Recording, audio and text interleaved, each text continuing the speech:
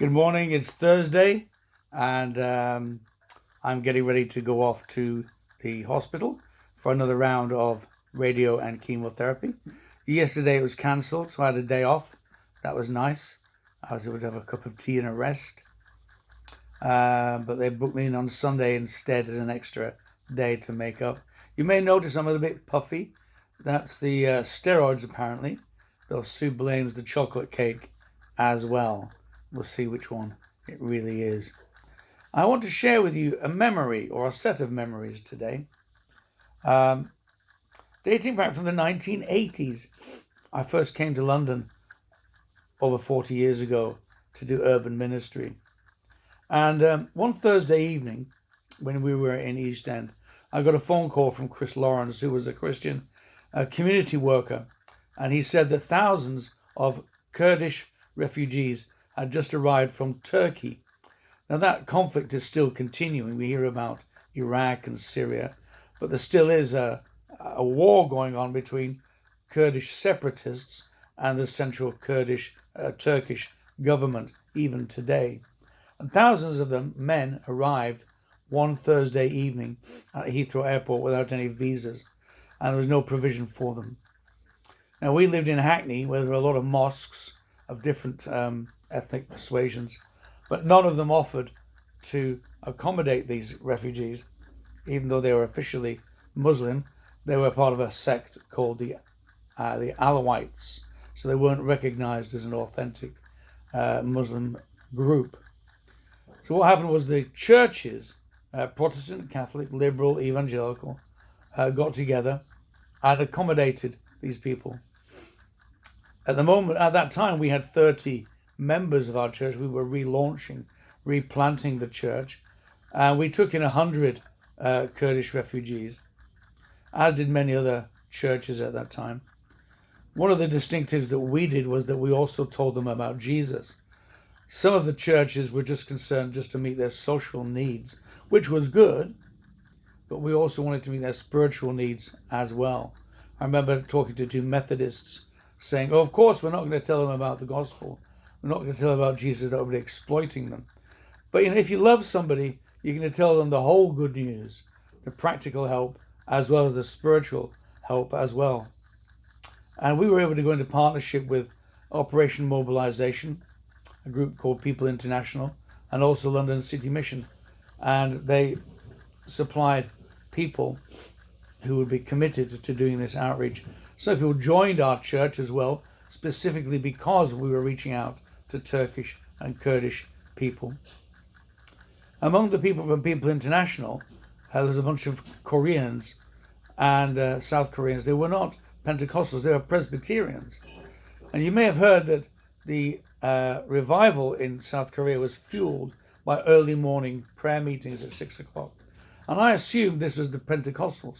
But actually, these Presbyterians were up at 6 o'clock every morning praying for an hour. No wonder they had a spiritual breakthrough. And they would go door to door as well in the area.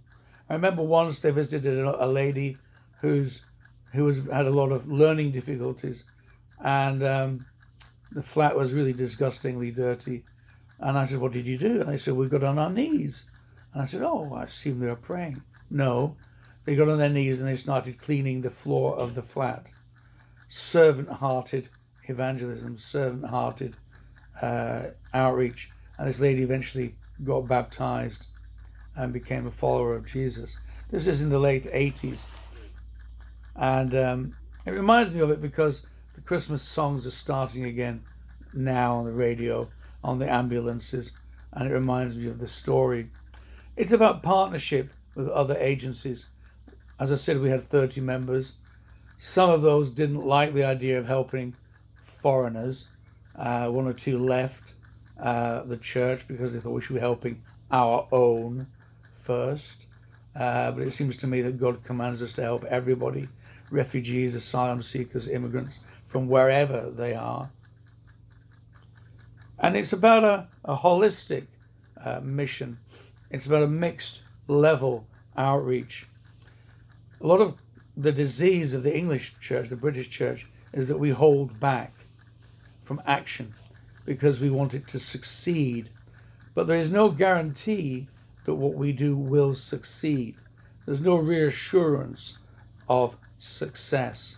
It's our English disease. We want to go well. We want it to look good. We want to be famous. We care what other people think of us. And so that stops us from reaching out, taking new initiatives. At that time, the followers of Jesus were known as a sect. And if you look at the speeches of Paul in this section, you see that he talks about it as the way, or known as a sect. But what I want to concentrate on is chapter 22 of Acts. And Paul is going to arrest followers of the way, this sect. And he says in chapter 22, verse 6, "About noon as I came near Damascus, suddenly a bright light from heaven flashed around me. I fell to the ground and heard a voice say to me, 'Saul, Saul, why do you persecute me?' 'Who are you, Lord?' I asked.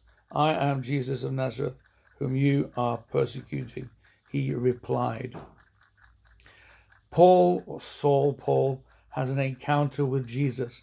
Now, for most of us, our encounters with Jesus are not as dramatic as that. We're not riding a horse. We don't fall to the ground.